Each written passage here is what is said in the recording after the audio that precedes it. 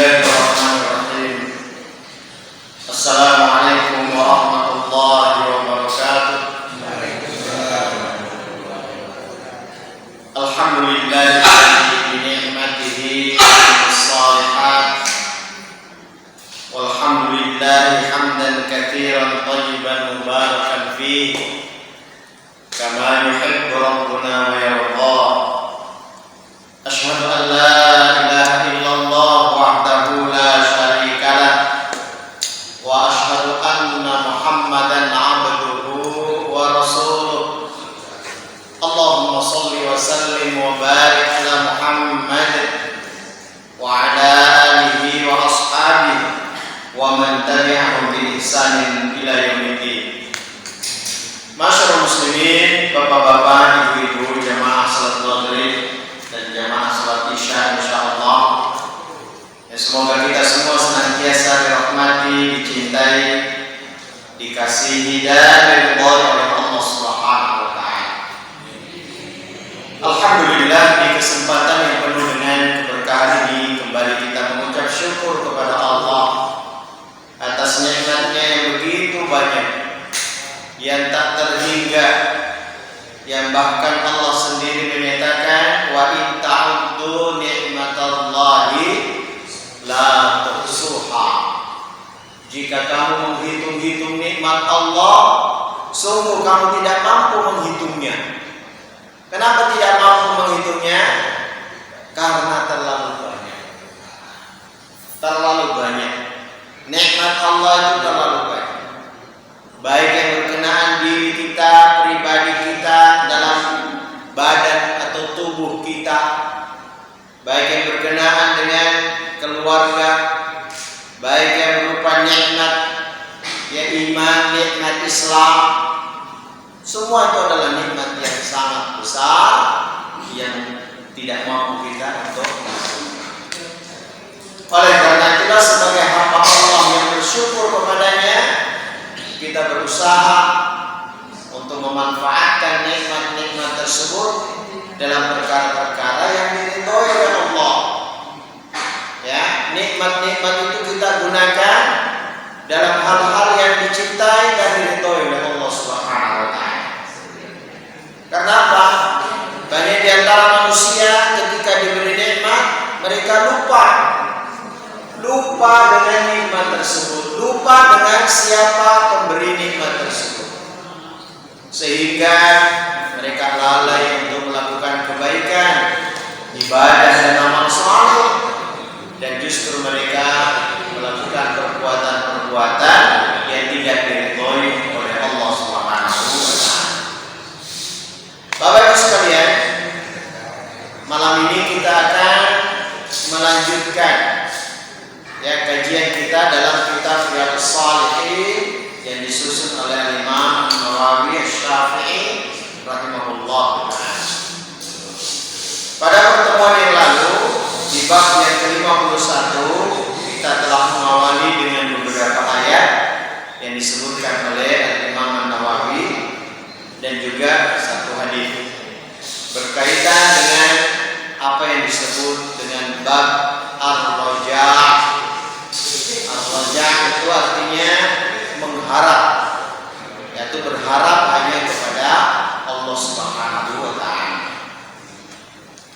Namun sebelum kita masuk ke hadis-hadis yang diketengahkan oleh beliau, perlu saya ingatkan kepada panjenengan semuanya nasihat yang sangat berharga untuk kita semuanya, bahwasanya dalam ajaran Islam kita semua memahami bahwa yang namanya rahmat Allah itu sangat luas.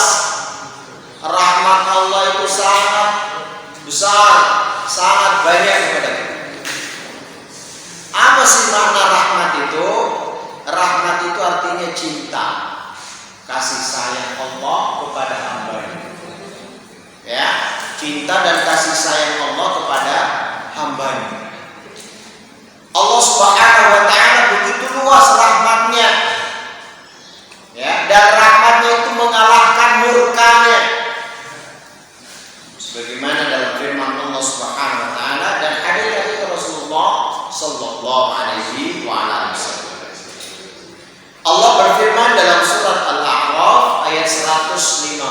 imam. Jenengan yang ada mushaf boleh dibuka ya, surat Al-A'raf ayat 156. Allah berfirman, "Waktub lana fi hadhihi dunya hasanah." Dan tetapkanlah untuk kami kebajikan di dunia ini dan juga di akhirat. Wa fil akhirah, dan juga dalam kehidupan akhirat. Inna hudna ilaik. Sesungguhnya kata Allah, kami akan kembali bertaubat. Artinya Allah menggambarkan orang-orang yang beriman, ya, orang-orang yang beriman dan bertaubat kepada Allah Subhanahu wa taala. Kemudian Allah menyatakan, qala adabi usibu bihi man asya. Allah berfirman, sesungguhnya azabku akan menimpa orang-orang yang aku kehendaki. Jadi azab Allah itu akan menimpa orang-orang yang Allah kehendaki. Artinya ketika seseorang berbuat dosa dan maksiat, kalau Allah kehendaki dia akan mengadabnya. Tapi kalau Allah kehendaki, Allah akan ampuni. Kenapa? Karena rahmat Allah itu sangat luas. Dan rahmatnya Allah mengalahkan murkanya. Ya, Allah berfirman, wa rahmati wasi'at kulla syai'. Dan rahmatku meliputi segala sesuatu. Coba lihat luasnya rahmat Allah Subhanahu wa taala. Maka kita tidak boleh berputus asa. Ya, tidak boleh berputus asa dari rahmat Allah. Karena orang yang berputus asa dari rahmat Allah itu termasuk dosa besar. Jangan sampai karena kita terjatuh kepada keburukan, kemaksiatan, lalai dari ibadah, ya, terus kita putus asa, tidak mau lagi kembali dan bertobat kepada Allah. Ini termasuk dosa besar. Rahmat Allah itu sangat luas. Bahkan orang-orang yang paling banyak dosanya sekalipun, kalau dia bertobat kembali kepada Allah, Allah ampuni. Ya, Allah ampuni. Sebagaimana ayat yang kita baca pada pertemuan yang lalu. Inilah yang menjelaskan, menggambarkan betapa luasnya rahmat Allah Subhanahu wa taala. Ya, jadi kata Allah, wa rahmati wasi'at kulla syai'. Dan rahmatku meliputi segala sesuatu. Fasa'aktuha lilladzina yattaqun. Dan aku tetapkan rahmatku itu kepada orang-orang yang bertakwa. Wa yu'tuna zakah, dibuktikan ketakwaannya dengan membayar zakat. Walladzina hum bi ayatina yu'minun. Dan orang-orang yang senantiasa beriman kepada ayat-ayatku. Ini rahmat Allah akan diberikan kepada mereka. Bukan hanya itu, di ayat yang berikutnya, ayat yang 157, alladzina yattabi'una ar-rasul, yaitu orang-orang yang senantiasa mengikuti Rasul. Maka kalau kita ingin dapat rahmatnya Allah, yang pertama tadi bertakwa, yang kedua bayar zakat, ya, kemudian beriman kepada ayat-ayat Allah. Semuanya tidak kita tolak satupun ayat-ayat Allah. Wahyu Allah yang diturunkan kepada nabinya Muhammad sallallahu alaihi wasallam. Yang keempat, mengikuti Rasul, mencontoh dan meneladani beliau, ibadahnya, amal salehnya, akidahnya, akhlaknya, dan seterusnya. Kita berusaha mencontoh Rasulullah sallallahu alaihi wasallam. An-nabiyyul ummi alladhi yajidunahu maktuban 'indahu. Ya, nabi yang ummi, nabi yang buta huruf, nabi yang tidak tahu baca tulis. Ya, Nabi kita itu nggak tahu baca tulis, tapi itulah bukti mukjizat. Mukjizatnya Allah, Allah turunkan wahyu kepadanya, dia bisa menyampaikan al-haq, kebenaran yang tidak terbantahkan, padahal dia tidak pernah membaca, dia tidak tahu baca, dia tidak bisa menulis. Kalau turun wahyu, dia perintahkan sahabat menulis wahyu. Turun ayat, turun surat, dia perintahkan sahabat, karena beliau tidak bisa baca. Tapi inilah yang membuktikan bahwa apa yang dia sampaikan benar-benar wahyu yang datang dari Allah Subhanahu wa Ta'ala. Kemudian berikutnya, ya'muruhum bil ma'ruf, mereka senantiasa menyeru kepada kebaikan.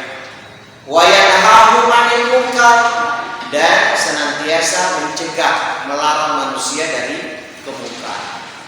Inilah bukti ya yang menjadi rahmat yang Allah turunkan kepada mereka.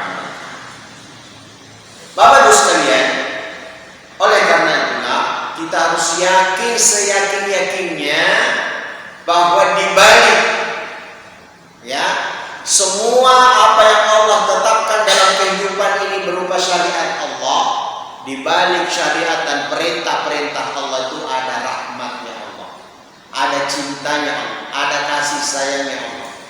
Jangan kita hanya melihat waktu kita disuruh sholat, lagi enak-enak adzan, kita harus sholat. Data bulan Ramadan kita harus puasa. Ya, harta kita mau memenuhi syarat dan nisab, kita harus keluar zakat, dan banyak lagi yang harus kita kerjakan.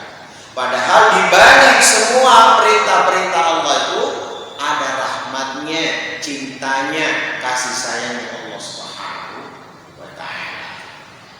Baik, kita akan masuk ke hadis yang berikutnya dalam kitab Riyadhus Shalihin, masih dalam bab yang ke-51, yaitu mengharap berharap kepada Allah Subhanahu wa Ta'ala. Hadis yang ke-412, wa an Ubadah bin As-Samit radhiyallahu ta'ala qala, dari sahabat yang mulia Ubadah bin As-Samit radhiyallahu ta'ala anhu, dia berkata, qala Rasulullah sallallahu alaihi wasallam, Rasulullah sallallahu alaihi wasallam pernah bersabda, man syahida, barang siapa yang bersaksi. Bersaksi itu artinya yang menyatakan, mengikrarkan, memproklamasikan ya. Bersaksi, menyatakan kepada dirinya dan kepada umat manusia, ke orang-orang di sekelilingnya, menyatakan suatu pernyataan, namanya bersaksi. Allah ilaha illallah, bahwa tidak ada ilah, tidak ada sesembahan yang berhak untuk disembah selain Allah. Kalau dia mempersaksikan itu bahwa tidak ada sesembahan yang dia sembah selain Allah, wahdahu, satu-satunya, la syarika lahu, dan tidak ada sekutu baginya. Mempersaksikan tidak ada sesembahan selain Allah, satu-satunya, dan tidak menyekutukannya dengan sesuatu. Wa anna Muhammadan abduhu wa rasuluh, bahwa sesungguhnya Muhammad sallallahu alaihi wasallam itu benar-benar hambanya dan rasulnya. Ini yang patut dan perlu dipahami oleh kita semuanya, bahwa Nabi kita Muhammad sallallahu alaihi wasallam itu kedudukannya dua, satu sebagai hamba, satu sebagai rasul. Sebagai hamba menunjukkan bahwa dia adalah manusia, anak Adam, ya, anak keturunan Adam, manusia seperti kita. Dia juga dilahirkan, dia juga makan dan minum, dia juga menikah, dia juga memiliki kebutuhan hidup. Kenapa? Karena dia abdul, dia hamba. Maka sebagai abdul, kita tetap letakkan Rasulullah itu sebagai hamba. Tidak boleh kita angkat lebih dari kedudukannya sebagai hamba. Jangan sampai kita katakan Rasulullah itu mengetahui semua perkara gaib. Tidak boleh. Kenapa? Karena beliau hamba. Dia bukan Tuhan. Dia bukan Allah Subhanahu wa taala. Mengetahui perkara gaib itu kalau diberitahu oleh Allah. Ya, tapi kalau Allah tidak beritahu, dia tetap sebagai hamba. Ya. Rasulullah sallallahu alaihi wasallam memiliki keterbatasan sebagai manusia. Ketika dia berperang, dia juga terluka. Ya, giginya tanggal atau copot karena dia hamba. Ya. Itu sama. Yang kedua, kedudukan beliau sebagai rasul. Walaupun Rasulullah itu sallallahu alaihi wasallam itu adalah hamba, tapi dia diangkat oleh Allah sebagai rasul. Maka kita tidak boleh kemudian merendahkan derajat beliau karena beliau adalah rasul. Sebagai rasul, semua apa yang dia sampaikan adalah kebenaran, datang dari Allah Subhanahu wa taala. Jadi bersaksi bahwa tidak ada Tuhan atau tidak ada sesembahan selain Allah satu-satunya, kemudian tidak menyekutukannya, dan bersaksi bahwa Nabi Muhammad sallallahu alaihi wasallam adalah hamba dan juga rasul. Kemudian bersaksi juga wa anna Isa abdullah wa rasuluh, bahwa Nabi Isa itu juga hamba Allah dan juga rasul. Sama seperti Nabi kita Muhammad sallallahu alaihi wasallam. Maka kita tidak boleh menempatkan Nabi Isa itu melebihi kedudukannya sebagai hamba. Maka orang-orang Nasara yang mempertuhankan Nabi Isa atau Yesus, dia salah, dia keliru dalam bab ini. Kenapa? Karena dia mengangkat derajatnya Nabi Isa melebihi kedudukannya sebagai manusia. Nabi Isa manusia, dia dilahirkan dari seorang ibu yang bernama Maryam. Kalaupun kelahirannya menakjubkan karena tidak punya bapak, itu tidak bisa menjadi alasan kita menyembah Nabi Isa atau Yesus. Tidak bisa. Karena kalau hanya alasannya karena tidak ada bapaknya, hanya ada ibunya saja, ada yang lebih aneh. Nabi Adam gak ada bapaknya, gak ada ibunya. Mestinya kita menyembah Nabi Adam. Betul apa betul? Seperti itu. Makanya orang yang menyembah Nabi Isa itu telah menempatkan kedudukan Nabi Isa melebihi kedudukannya sebagai hamba. Kalau dikatakan anak Allah, Allah tidak pernah punya anak. Karena lam yalid terus walam yulad. Allah itu tidak punya anak dan juga tidak diperanakkan. Dia bukan anak dari seseorang, dia juga bukan bapak dari seseorang. Allah itu berdiri sendiri, qiyamuhu binafsi, dan dia adalah tidak ada yang setara ya dengan Allah Subhanahu wa taala. Oleh karena itu, kalau orang itu sudah bersaksi tidak ada sesembahan selain Allah, satu-satunya, tidak menyekutukannya, ya, bersaksi bahwa Nabi Muhammad adalah hamba Allah dan Rasulnya, Nabi Isa adalah hamba Allah dan Rasulnya, wa kalimatuhu alqaha ila Maryam, dan Nabi Isa itu adalah kalimatnya Allah. Apa maknanya kalimat Allah yang dilemparkan atau diberikan kepada Maryam? Kalimat kun fayakun, jadilah maka jadilah. Jadi Nabi Isa itu tidak melalui proses pernikahan. Artinya dia lahir tidak didahului dengan proses pernikahan antara seorang laki-laki dan perempuan. Disitulah menunjukkan kuasa Allah Subhanahu wa taala. Wa annal jannata haqqun, dan orang itu juga bersaksi bahwa surga itu benar. Panjenengan percaya semua ada surga? Halo? Panjenengan percaya kalau ada surga? Percaya. Ya, bahwa surga itu bukan dongeng, bukan cerita-cerita kosong, bukan. Benar adanya. Rasulullah sallallahu alaihi wasallam telah ditampakkan surga itu kepadanya ketika dia mi'raj. Bagaimana penduduk surga, kenikmatan dan keindahan yang ada di dalamnya. Ya. Wan naru haqqun, dan neraka itu benar adanya. Ya. Panjenengan percaya kalau ada neraka? Rasulullah juga telah ditampakkan tentang neraka dalam beberapa hadis. Maka kalau orang itu benar-benar bersaksi tidak ada Tuhan selain Allah, la ilaha, tidak ada sesembahan selain Allah. Yang kedua, bahwa Allah itu adalah satu-satunya, tidak menyekutukannya, bersaksi bahwa Nabi Muhammad adalah hamba dan rasulnya, bersaksi bahwa Nabi Isa adalah hamba dan rasulnya, bersaksi bahwa surga itu benar adanya, bersaksi bahwa neraka itu benar adanya. Apa jaminan Allah? Adkhalahul jannah. Allah akan memasukkan orang tersebut ke dalam surga.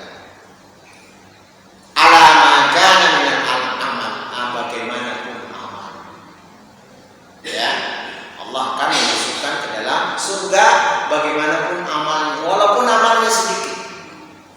Walaupun amalnya sedikit. Ya, karena amal-amal saleh, ya, seseorang itu nanti ada hitung-hitungannya.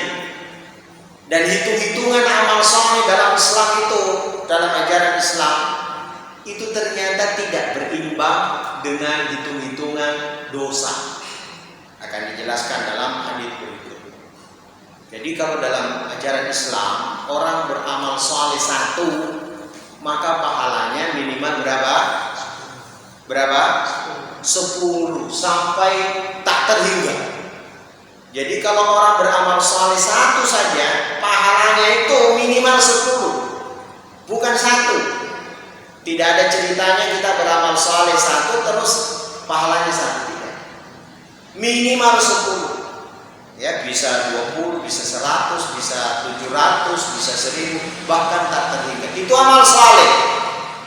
Adapun dosa, maksiat, keburukan, kejahatan, kalau seseorang beramal atau melakukan keburukan, itu nanti dosanya hanya 1 saja.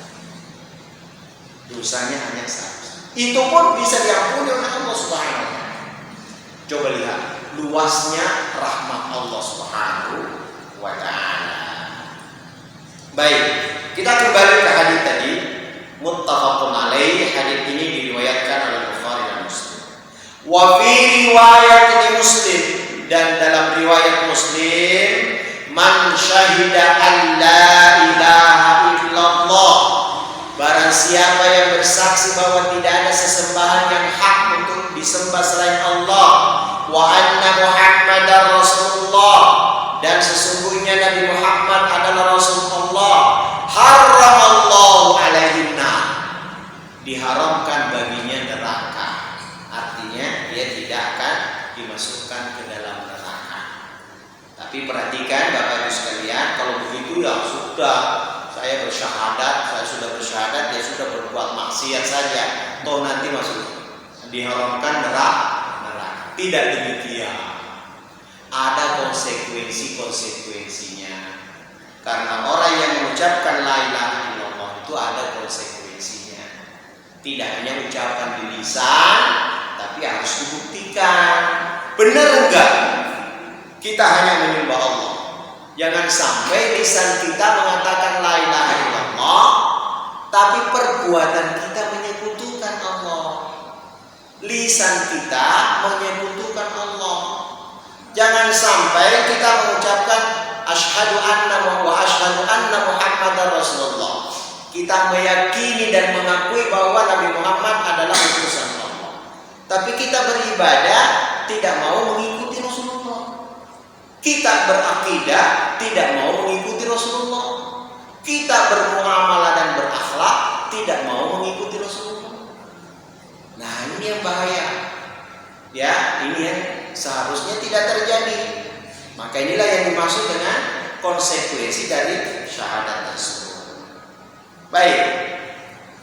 Kemudian dalam hadis yang lain, hadis berikutnya, Wa an Abi Dzar Al-Ghifari radhiyallahu taala anhu qala, dia berkata, qala Nabi sallallahu alaihi wasallam, Nabi Muhammad sallallahu alaihi wasallam pernah bersabda, yaqulullahu azza wa jalla, Allah berfirman. Kalau ada hadis awalnya ada kata-kata Allah berfirman, berarti hadis kursi. Ya, hadis kursi. Hadis redaksinya dari Rasulullah, tapi di situ ada kata-kata Allah berfirman, berarti dia hadis kursi. Ya. Allah Subhanahu wa taala berfirman, "Man jaa'a bil hasanati falahu asyru amsalha." Barang siapa yang mengerjakan amal salih, kebaikan, maka baginya balasan 10 kali lipat. Masya Allah. Jadi tidak dikatakan 1 kali atau 1 kali lipat, tidak, 10 minimal. Au azyada, atau lebih dari itu. Seperti yang saya sebutkan tadi, bisa 100, bisa 700, bisa 1000, bahkan tak terhitung. Wa man jaa bis-sayyi'ati, barang siapa yang melakukan perbuatan dosa dan kejahatan, kemaksiatan, fajaza'u sayyi'atin, maka balasannya 1 keburukan atau 1 dosa. Coba lihat, cintanya, rahmatnya Allah begitu luas kepada kita. Ibaratnya gini, suatu kali kita berkata bohong, berdusta, itu dosa. Berapa dosanya tadi? 1. Ketika kita berkata jujur, berapa pahalanya? 10. Ya, kalau ditimbang kita melakukan dusta 1 kali, berkata jujur 1 kali, berat mana? Berat berkata jujur. Ya, lebih berat berkata jujur. Kenapa? Karena rahmat Allah sangat luas. Ya, rahmat Allah sangat luas. Kemudian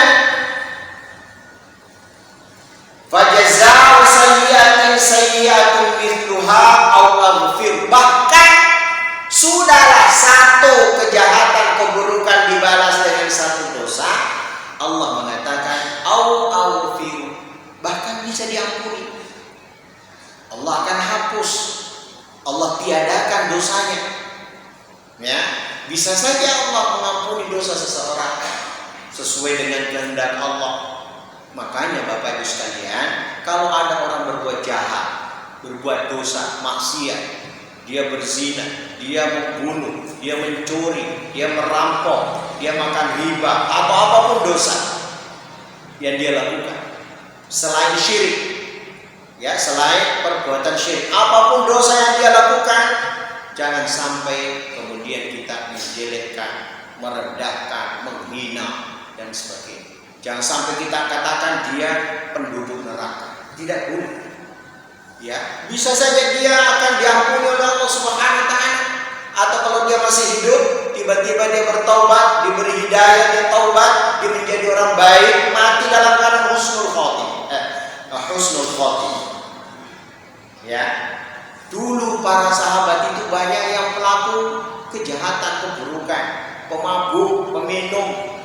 Ya, tapi Allah beri hidayah, mereka masuk Islam dan baik keislamannya, bahkan mereka mati dalam keadaan benar dan baik keislamannya. Insyaallah. Contohnya sahabat yang mulia Umar bin Khattab dan sahabat-sahabat lain. Radhiyallahu ta'ala anhum. Begitu juga kita tidak boleh terlalu takjub kepada seseorang yang ibadahnya luar biasa, sholat malamnya, puasa sunnahnya, masya Allah, tidak ada ketinggalan, sedekahnya, bawahnya. Kita juga tidak boleh terlalu takjub, ini pasti ahli surga. Belum tentu. Kita doakan semoga dia meninggal dalam keadaan husnul khotimah.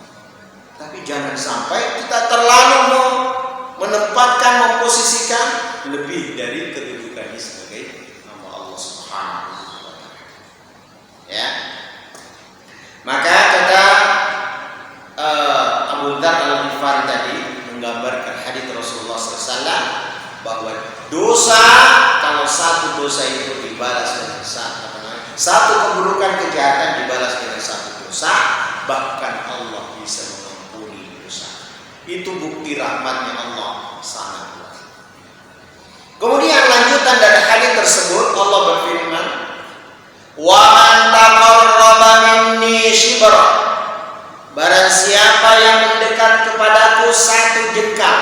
Satu jengkal itu ujung ibu jari dengan ujung jari tengah. Itu namanya satu jengkal.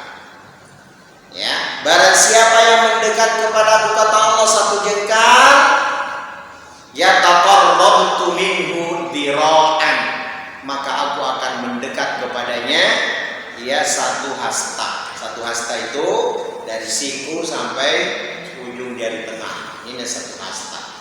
Artinya apa? Seorang mukmin, seorang muslim, seorang hamba melakukan kebaikan yang sedikit, Allah sangat besar ya kepeduliannya, semangatnya untuk memberikan kebaikan balasan dari merasa berat untuk beribadah dan beramal saleh, supaya kita selalu gembira, senang. Karena apa? Sedikit yang kita kerjakan ternyata banyak dan besar balasan pahalanya di sisi Allah Subhanahu wa taala. Kemudian kata Allah, "Wa man taqarraba minni dhira'." Barang siapa yang mendekat kepadaku satu hasta, taqarrabtu minhu ba'an, maka aku akan mendekat kepadanya satu lengan. Ya, lebih panjang. Ya, lebih panjang. Jadi balasan Allah itu selalu melebihi apa yang dilakukan oleh seorang hamba. Ya, karena itu kita harus bersemangat untuk melakukan kebaikan-kebaikan. Kemudian kata Allah Subhanahu wa taala, "Wa man atani yamshi." Barang siapa datang kepadaku dengan berjalan, ataituhu harwala, maka aku datang kepadanya dengan jalan cepat. Ini jalan biasa, maka Allah akan datang dengan jalan cepat. Maksudnya balasan kebaikan yang Allah berikan kepada seseorang itu lebih besar daripada apa yang dilakukan orang tersebut.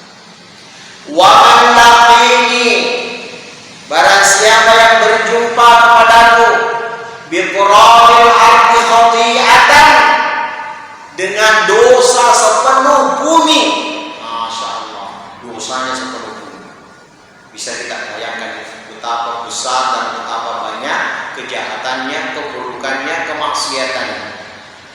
Ya, barang siapa yang datang kepadaku dalam kondisi dia dosanya banyak sampai memenuhi bumi, maka kata Allah Subhanahu wa taala, la yusyriku bihi syai'an, namun dia tidak pernah berbuat syirik, tidak pernah mempersekutukan aku dengan sesuatu apapun, laqituhu bimithliha maghfirah, maka aku akan menemuinya dengan ampunan yang sebesar atau sebanyak dosa, ampunan sebesar bumi atau sebanyak yang ada di bumi. Ya, yang sebanding dengan dosa seseorang yang sepenuh bumi itu akan diampuni semuanya oleh Allah Subhanahu. Masya Allah. Tapi syaratnya apa tadi? Syaratnya la yusyriku bi syai'an, tidak menyekutukan aku dengan sesuatu apapun. Itulah Bapak Ibu sekalian, penting sekali kita membahas tentang tauhid. Penting sekali kita membahas tentang perkara-perkara yang bisa merusak tauhid, yaitu syirik. Membahas tentang syirik bukan menunjuk seseorang kamu mau syirik, tidak, tapi membahas tentang perkara-perkara yang harus kita ketahui. Jangan sampai dalam kehidupan kita melakukan sebuah perbuatan, suatu amalan, ternyata itu menurut kaidah syariat itu syirik. Jangan sampai kita melakukan sebuah kegiatan, aktivitas, amalan ternyata menurut kaidah syariat itu tergolong perbuatan syirik. Kalau kita melakukannya dan sudah tahu ilmunya, kita berusaha untuk meninggalkannya. Contoh yang paling banyak, satu, memakai jimat-jimat. Hati-hati, itu bisa termasuk kategori syirik. Kalau kita mati dalam keadaan masih percaya jimat dan tidak bertaubat, berarti kita mati membawa dosa syirik. Dan dosa syirik tidak diampuni. Halo? Ngeri apa enggak? Bahaya kan? Bahaya. Maka itulah kenapa penting dibahas tentang akidah tauhid dan hal-hal yang bisa merusak tauhid. Sudah ada kajian akidah di sini? Belum. Nanti perlu ada ustaz yang menjelaskan tentang bab akidah. Karena jangan sampai kita termasuk di dalamnya. Pesugihan, susuk, hati-hati. Jimat-jimat, sabuk, hati-hati. Benda-benda pusaka, benda-benda yang dianggap keramat. Halo? Hati-hati. Ini bukan saya yang ngomong ini. Ini kaidah syar'i, hadisnya jelas. Ya, man 'allaqa tamimatan faqad asyrak. Siapa yang menggantungkan jimat, sungguh dia telah berbuat syirik. Hadis sahih riwayat Al-Bukhari dan Muslim. Ngeri. Ngeri. Mendatangi dukun. Halo? Ini bahaya ini. Bisa merusak tauhid kita. Kalau kita percaya dukunnya, kata Rasulullah SAW, man atakahinan, siapa yang mendatangi dukun, ya datang saja, nggak ngapa-ngapain, datang ke dukun, maka fala tuqbalu sholatahu arba'ina yawman, tidak diterima sholatnya 40 hari.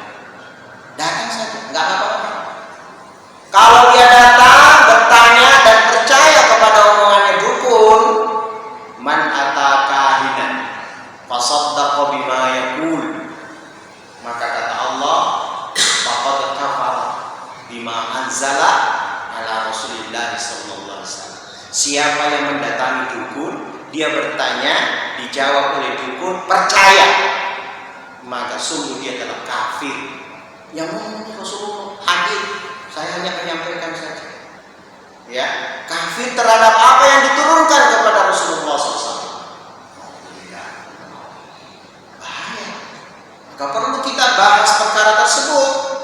Karena ketika kita tercampuri amalan kita dengan syirik, mati dalam kondisi itu dan belum bertaubat, berarti kita membawa dosa syirik. Sementara Allah Subhanahu wa taala berfirman, "Innallaha la yaghfiru ayyushraka bihi wa yaghfiru ma duna dzalika liman yasha." Sesungguhnya Allah itu tidak mengampuni dosa syirik, walaupun Allah mengampuni dosa-dosa lain selain syirik. Jadi syirik ada namanya syirik akbar, ada namanya syirik asghar. Ini tetap dosa yang paling tinggi, tidak ada dosa di atas. Dan kalau orang mati dalam keadaan berbuat syirik atau membawa dosa syirik tidak bertaubat, ya, bahkan bisa menghapus amalan-amalan kita yang lain. Bisa menghapus amalan kita yang lain. Nauzubillah, tsumma.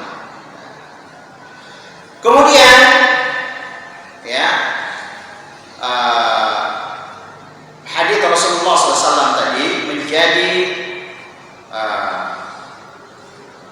bahan renungan bagi kita semuanya agar kita jangan menyepelekan. Ya, jangan menyepelekan perkara-perkara yang bisa merusak tauhid. Orang berbuat dosa masih bisa diampuni oleh Allah Subhanahu wa taala. Dosa-dosa besar sebagaimana yang dicantumkan oleh Al-Imam Adz-Dzahabi. Jenengan boleh punya bukunya atau lihat di internet. Ada kitab namanya Al-Kabair, dosa-dosa besar. Itu semua dosa-dosa besar dikumpulkan oleh Al-Imam Adz-Dzahabi dalam kitabnya Al-Kabair. situ kurang lebih 70 dosa. Ya, 70 dosa. Namun dosa-dosa yang di bawah syirik masih sangat banyak peluang diampuni oleh Allah SWT. Kenapa? Karena Allah itu Maha Rahman, Maha Rahim, yang sangat luas rahmatnya kepada hamba-hambanya. Kurang 4 menit. Kurang. Ada yang mau didiskusikan? Silakan. Yang mau ditanyakan?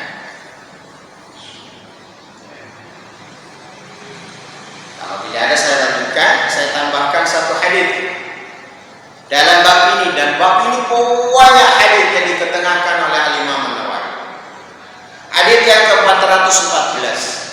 Wa an Jabir bin Abdullah radhiyallahu taala anhu qala, dia berkata, jaa a'rabiyyun ila Nabi sallallahu alaihi wasallam. Pada suatu hari datang Arab Badui. Ada Arab Badui datang kepada Nabi sallallahu alaihi wasallam. Faqala, dan Arab Badui itu bertanya, ya Rasulullah, mal wajibatani? Wahai Rasulullah, apakah dua hal yang mewajibkan? Dua hal yang mewajibkan. Maksudnya, apakah dua hal yang mewajibkan seorang itu masuk surga dan seorang itu masuk neraka? Apa yang menyebabkan ya seseorang itu wajib masuk surga dan seseorang wajib masuk neraka? Ya, qala, maka Rasulullah menjawab, man mata, barang siapa yang meninggal dunia, la yusyriku billahi syai'an, dakhala jannah. Barang siapa yang meninggal dalam keadaan tidak melakukan perbuatan syirik, tidak menyekutukan Allah, maka dia masuk surga.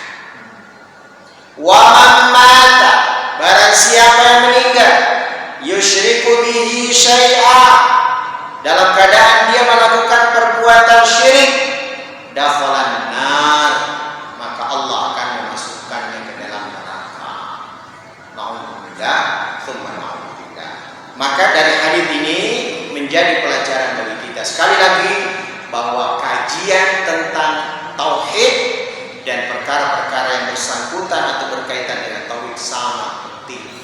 Jangan sampai kita termasuk orang-orang yang melakukan sebuah perbuatan yang sementara itu ternyata menurut syariat itu termasuk dalam perbuatan syirik. Hati-hati ya. Kita mengkaji itu bukan untuk untuk menyalah-nyalahkan, bukan. Kita belajar bareng, belajar bersama, mengkaji ayat-ayat Al-Quran, hadits-hadits Rasulullah dan perkataan para sahabat berkaitan dengan hal-hal yang berhubungan dengan tauhid dan perbuatan yang merusak tauhid. Jangan sampai ada kita tak boleh, jangan bahas syirik-syirik, jangan bahas ini nanti begini-begini. Perlu kita tahu, penting kita tahu.